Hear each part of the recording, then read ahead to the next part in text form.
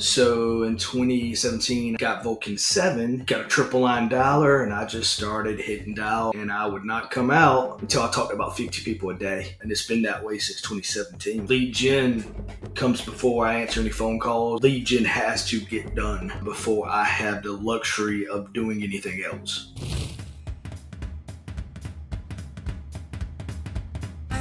What's going on, everyone? Welcome back to a brand new episode of the Vulcan7 Podcast, where we bring you some of the best in the industry to share with you their tips and strategies so that you can implement them in your business immediately. Now, with that being said, today's guest is someone that does prospecting. They've done expires for sale by owners. They're reaching out to their database. So I'm just going to go ahead and bring him on so that he can share with you exactly what he's doing that's working. And hopefully you can start implementing some of that in your business. So Phillip DeMuth, welcome. Hey, how are you? Doing great. We're really excited to have you on today's show. And for everyone that's watching, can you just share a little bit about your background and just kind of how you got started in real estate? Yeah, so I got my real estate license in 2008 originally. And then I went into the commercial side for like a big pharmaceutical company and did my focus on commercial real estate. I did that in 2017. And then in 2017, I got back into residential real estate by pure luck. I was kind of dibbling in both, and I started getting so busy in residential, I had to pick one avenue of which way I was going to go. So I stuck with residential. Awesome. You know, a question that I love to ask all my guests is, what did your career look like before real estate? Were you doing something unrelated to sales, or like, what was that like? No, I've been in sales ever since I graduated college. So I was director of sales for a pharmaceutical company for about 5 years. Before that, I was a recruiter where we had to be in the office every morning at like 7:30 in the morning to about 7 p.m., 5 days a week. We had to talk to 100 people a day or we couldn't go home. So that's kind of how I got used to making phone calls and got used to rejection and no's and things like that. So when I got residential real estate, I already kind of had the skill sets in place. I just needed to learn about houses, figure out who I was going to call, how I was going to call them. And then I started watching tons of YouTube videos when I first got real estate on people just making phone calls. Mm-hmm. So then when you started making those phone calls, did you know what type of lead sources to go after, or what made you, pick and choose? Yeah. So when I first got in real estate, I needed some low-hanging fruit, and I could not afford internet leads at that point. So the lowest hanging fruit out there for me was for sale by owners and expireds and like circle prospecting. So in 2017, I got Vulcan7, and I got a triple line dialer, and I just started hitting dial, and I would dial from about 7:45 in the morning to about 2 or 3 o'clock, 6 days a week. And I would literally lock my door to my office at Keller Williams, and I would not come out until I talked to about 50 people a day. That's awesome. 50 people a day, every single day. Were you also doing the weekends as well? Saturdays. Yeah. Saturdays as well. I would go in around 9 a.m. to about 1 o'clock and make calls. And then after 1 o'clock on Saturday, I would do like, showings and stuff. And Sunday was showings all day, and then showings in the afternoons and listings in the afternoon. Wow. That's awesome. And I'm glad that you're bringing that up, your 50 conversations every single day, because we hear it all the time, and I'm going to ask you, agents say, how do you stay motivated making that many calls, dealing with rejection, dealing with people that just don't even pick up? For you, what was that motivation that kept you going every single day just to continue to do it? So it's changed over the years. When I first got in real estate, remember I came from like a pharmaceutical background where I was making six figures in my 20s. So when I got into real estate, I had to make the same kind of money or I couldn't do real estate. So for me, it was simply a financial thing. And so every day I would just look at my bank account, and if it didn't look the way I wanted to look, I made phone calls, and then as I got better at it, it became more of a game. Like, how many no's did I need to get to a yes? How quick could I set an appointment? And then real estate's a very great industry because you can make a lot of money. Like I told somebody, when I made $100,000 in 1 month, that was kind of like my aha moment. Like, I was like, oh, okay, you can really make a good living doing this. And then as I've got older, I've progressed, I've changed. It's not as much about money to me now because you make more money, you just spend it, right? So as I've got older, it's about how many people can I truly help, and how can I make a difference in their life, and what does it mean to make a difference in their life? So there's a lot of fulfillment to me about real estate. Like, I really love helping people and love what I do. So for me, it's not hard because there's such a passion for it. When I was younger, I had to really delegate and block my calendar out, which I still do very heavily. I'm very much blocked out calendars for prospecting, blocked out times for showings, I have blackout times for workouts. I block out times for dinner. My whole calendar is blocked from the time I wake up till I go to bed. And it's been that way since 2017. So it's easy for me to stay on task because I know what I need to be doing at every moment of the day. And then for me, I track it all. So I have a little kitchen timer, and I do 45 minutes on, 10 minutes off. And I do 4 sessions of that every day. And that's my lead gen time. And lead gen comes before I answer any phone calls. Lead gen comes before I talk to my assistant. Lead gen has to get done before I have the luxury of doing anything else. Absolutely. So, it's just a little different. And, I had a company of like 27 agents. I had my own firm at one time. I've coached and mentored at one point over 35 agents. And I've told them how to be successful doing it. It's easy to tell somebody how to do it. And a lot of people, you'll tell them what to do and they'll do it for about 3 or 4 days. And then it gets hard. It's a very, real estate from a lead generation standpoint is very boring. It's very tedious. It's the same conversation 100 times. The reward is getting out of your office and getting on the road to go meet people face to face. Not the phone calls itself for me. Yeah. So was there a specific lead source that you prefer to go after? Was it the expireds, for sale by owners?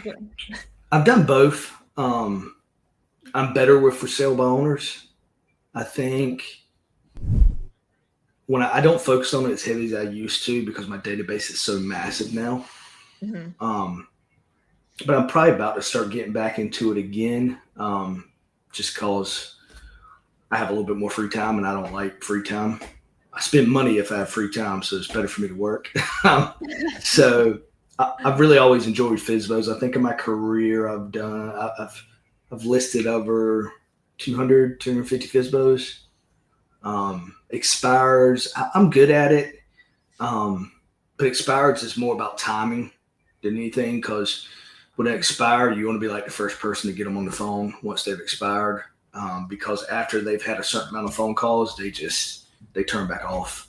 With FSBOs, man, you could talk to them on day 1 or you could talk to them on day 30 and you can still have a good conversation. Yeah. So for someone that's watching that maybe has started to go after for sale by owners or wants to be more consistent, can you share a little bit of just kind of what your strategy looks like when going after FSBOs? Are you trying to get the appointment on the first call? Are you previewing, or what would that look like?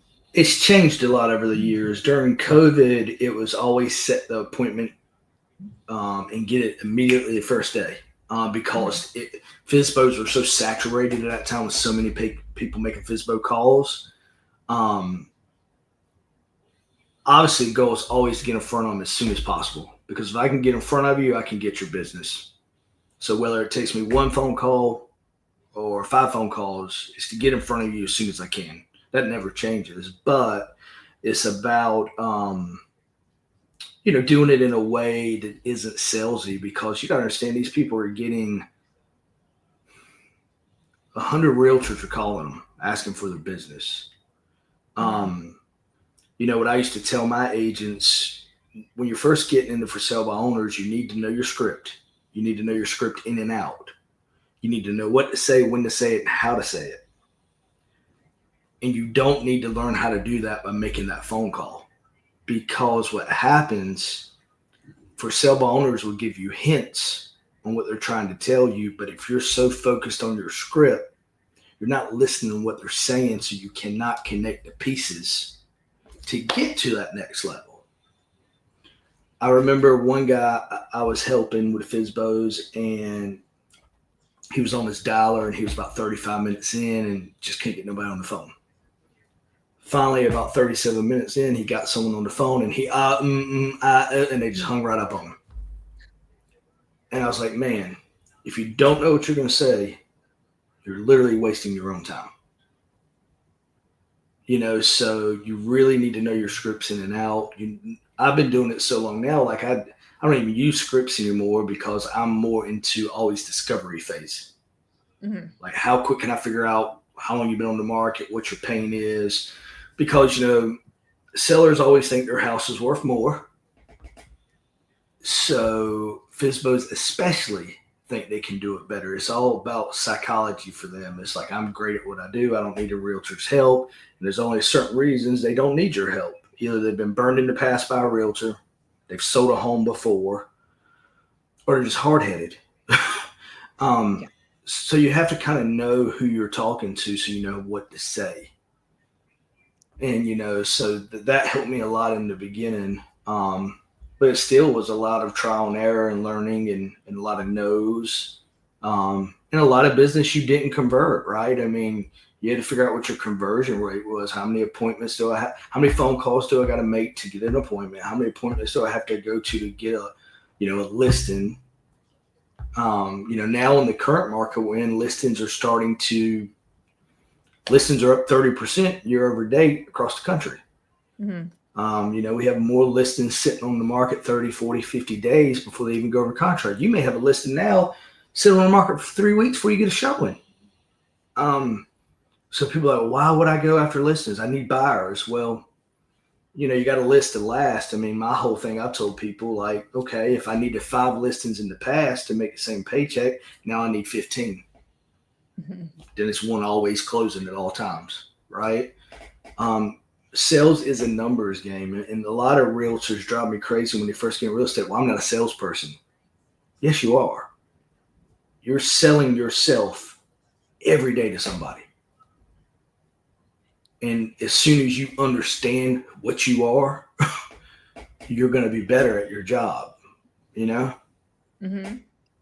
So that kind of helped. And expires, like I said, they were very simple. You just want to get them on the phone quick and try to get in front of them quick, because typical expires are going to go back on the market within 30 days once they've gone out of market. So you just want to be the one that goes on market with them. A lot of realtors lose all their money in the follow up. I used to call it the 3 F's, right? Follow up, follow back, and follow again, right? Like a lot of people do say, call me back in a day. You won't ever call them back, because you're too transactional based almost. So you got to have like a really good CRM that reminds you to call people. Like my day, I start every morning. I used to do my FSBOs first hour of the day, or my expires. I do them first thing at 8:30 in the morning to 9:30. 10:30 to 11:30, I do FSBOs. 11:30 to 12:30, I would do follow-up calls, like my task, whatever task I had to call, people I had to call back. And then after lunch, which I eat at my desk, because that's the biggest time kill, going to lunch. So I'd eat at my desk. And then around 1 o'clock, I would circle prospect. And then 2 o'clock, I would call 5 past clients, 5 sphere. And that was my day every day. And then 2 o'clock to 5 o'clock, I went on appointments. It was very simple, very systematic, very, very easy. I had a little Excel spreadsheet, which I still use to track my calls. Then I have my CRM system on my right side. I have this massive, like 45-inch monitor that's split into 3 screens. And I have all that up there so I can just keep going. And that's just what I did every day. People used to tell me it looked like I had an airport like screen, like I was traveling. Exactly. So. No, I bet it's really convenient because I love having a big screen and seeing like everything all at once. Something you mentioned earlier was 50 conversations every day. How did you come up with that number? And also based off of that, obviously every agent has different skill sets, but how many appointments were you setting every week? So great question. So I track everything down to the phone call. So I use a software called CSU. And with CSU, I track my dials. I track my lead sources. So I can tell you where my dollars are being spent and what I'm getting the best ROI on and my best conversion on. And that took about 6 months to figure out those conversions of consistently putting in data and then checking that data every 30 days to see what was working and what wasn't working. Because when you first get in real estate, you don't have any skill set. So it's trial and error. And you can't do it for a week and be like, oh, I'm not good at that. I used to tell my agents a skill set a quarter is what you're focusing on. So you can learn if you're good at it. Some people are better face-to-face. They like to door knock. I hate door knocking. I don't want to go outside and get sweaty and hot and get barked at by dogs and get bit by mosquitoes. And it's just not my thing. I really sit in my nice AC house with my phone, my little stress ball, something to drink, living the high life, and just making my phone calls. So it's just whatever fits your thing. Some people are really, really good at open houses. I've been in real estate now, almost 10 years. I've sold about 1,000 homes or close to it. I still do open houses. Every listing I do an open house for it because I've sold so many of my own houses at open houses. Because I know that product. I can tell you everything about that product. So I do one open house every Saturday still to this day. It's not that long. It's 3 hours of my life. I can function for 3 hours and do something. It's a good way to get more buyers too, especially in this market. Especially if you know your stuff.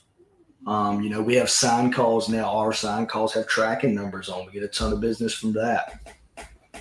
And then social media. I don't know how much business I've ever really got from social media, but I post every single day, so I'm always top of mind. We send out a bi-weekly newsletter, email newsletter. You just always want to be top of mind to people. So, all those things are very systematic. That's a key word I always say, systematic. How can I systemize something to make my life easier? Exactly. Yeah. And something else that you mentioned and how you get a lot of your business now is your database. So can you kind of share, the importance of that? Because I feel a lot of agents, they just kind of like leave their database. They're so focused on trying to get the next listing that they forget. They're transaction based. Real estate is a relationship based business. When you first get in real estate, if you don't have a database or you don't have friends that are buying because maybe you're young, maybe you're older, maybe they bought, you have to be a little transactional. But as you build that business, how are you turning that transaction into relationships? So for me, like I said, it's very simple. I talk to 5 to 10 people in my database a day. I talk to 5 Sphere a day, 5 past clients a day, 5 people in a database that I'm just trying to figure out like who they are. I'm qualifying them because I have over 3,000 people in my database. I don't know all those people. So either I need to get to know them or I need to take them out my database, because to me, I really have a functioning database, not fluff, a database where everyone I call, they know me. They may not know me face to face, but like as I've got bigger in my career, I don't work with strangers unless they're referred to me. So I get a lot of business from agents across the country. I get a lot of referrals from past clients. So a lot of my day now is calling my database and just checking on them. Hey, how are you? How's the house holding up? Do you need any vendors? How's the roof? How's the windows? You know, you've held that home 10 years. How's that HVAC holding up? Do you need me to bring somebody to you? It's all about providing value to people. If you're calling people and saying, hey, do you want to buy and sell a home? What are you doing? Like if they need to buy or sell a home, they're probably going to call you. Like, how are you providing value to people? This is a value-based business, especially now that there's less business to be done. You have to be providing value. You know, it's a community. Like now I try to take 2 people to 3 people out to coffee every week. One, because I like coffee and I can write it off. And my wife told me I had to quit buying so much coffee. So now I just write it off. Okay. I try to take 2 people to lunch every week. And I try to take 2 people out for drinks every week. So I'm always with somebody. Mm-hmm. You know, as my career has got bigger, you know, I spend a lot more time with like investors, developers, things like that. But I've never forgot my database, and I'm still trying to spend as much time with them as possible. You know, but it's not complicated. It's systematic. Mm-hmm. If you talk to 5 people every day, and look, sometimes you get upset, man. You'll call somebody that you're like super tight with. You'll call them for 2 weeks straight before they return your phone call. And you're like, man, they must not like me anymore. No, they're just busy. And you got to think during the day when we're calling people, they're at work. So they may not be able to pick up the phone. So if you're not getting lucky at calling somebody at 10 a.m. or 2 p.m., maybe go in for a late night one day and call people from 5 to 7 if you don't have any appointments. We take stuff we're too sensitive sometimes to those kind of things. Mm-hmm. You know, like I guarantee they're not mad at you. They just have a life. Exactly. Yeah. And they're probably not even thinking about us either. 100%. Yeah. Because they don't have a reason to think about us because they don't need anything with their house. They just bought. You know, so like it's about do events, try to do an event a quarter. Like I have like a top VIP list of 50 people. Those 50 people every year get a gift on their birthday. They get invited to 2 to 3 quarterly events. And I don't bring all 50. I do like 15 at a time or 10 at a time. Mm-hmm. And I do that every year. And these little gifts just go to their house. I use something called thanks.com, and it sends them gifts from me. And I just put a budget in there. You don't need to spend a lot of money to have gifts down to $5.99 all the way up to $300. You don't need to spend a lot of money. I don't believe in closing gifts. I think that's very silly. I think you should take them to dinner and build relationships with them. Mm-hmm. Or send them gifts throughout the year that would equal up to that $200 closing gift you would do. Because now you're staying on top of mind. Exactly. Yeah. You know? Yeah, no, this is awesome. So for an agent that's watching right now, what would you say are the 3 things they need to be doing if they want to make sure that they end this year on a successful? Yeah. Number 1, give yourself some grace. Real estate's the hardest it's been. Real estate's somewhat like from a mental standpoint in a recession. It's been in one for 2.5 years. Give yourself some grace. Work through the pain. Okay, that's rule number 1. Rule number 2, block your calendar, protect your time. We all have the same amount of time in the day. How you choose to use it's up to you. You know, and also rule number 2, kind of take care of yourself, work out, eat right, drink plenty of water. You know, like if you don't feel good, you can't do your job at a good amount of ability because you just feel terrible, right? Don't work yourself to death. Mental health is important. Physical health is important. And then rule 3, you know, focus on low-hanging fruit if you don't have a database. Look, call all those FSBOs. Maybe don't try to set an appointment. Maybe just have a good conversation with them. You know, they don't put so much stress, I have to set this appointment. You know, like maybe just first start off having 5 to 10 good conversations a day, and then build your way up to 20 to 30 to 40 to 50. I don't recommend people doing what I did, where I was sitting in a room with a door locked talking to 50 people a day. That's very unhealthy. It will burn you out. It's not sustainable. You have to find balance in real estate. The issue with most people is they're more balanced on the fun than the work, where I was more balanced on the work and not the fun. So you kind of got to find that healthy medium. Like my mornings now are to myself. Every morning I take to myself, and that's when I go work out. That's when I have coffee with a friend. That's when I read a book. That's when I journal. That's my mornings are for me. And every day I'm going to do something I enjoy before I start my day. And then once I start my day goes until I have those 20 conversations. But like I said, start with 5, start with 10. If you can't do it on the phone because you hate phones, go door knock. I'm sure you could do an open house every day if you wanted to. Yes. Awesome. Well, as we wrap up, if someone is interested in reaching out, maybe an agent has a referral for you, can you just kind of share where you're located and how they can get a hold of you? Yeah, I'm located in Raleigh, North Carolina, and I sell real estate basically from the mountains to the beach in this area. My website is below here at aspirerealestate.homes. You can also go to my Instagram at Phillip DeMuth Realtor. That's a simple one. You can also go to my Facebook, Phillip DeMuth. You can also give me a call if you want. My number is 252-916-2811. If you ever just want to talk about real estate or you're struggling and need someone to talk to, feel free to call me. I try to give a lot back to the realtors in the community.